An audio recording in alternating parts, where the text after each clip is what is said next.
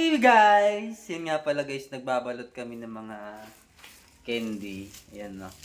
Ibibigay namin sa mga mga customers, mga batang customers. Yan no.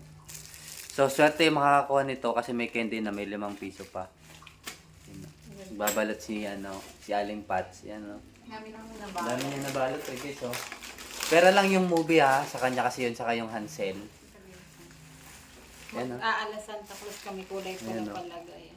So, ito yung namin, kumbaga, pampalubag ng loob, yung ganti namin sa mga customers namin kasi nabili sa amin ng milk tea, ng french fries, ng milkshake, ng twisters, ng sandwich, burger sandwich yan.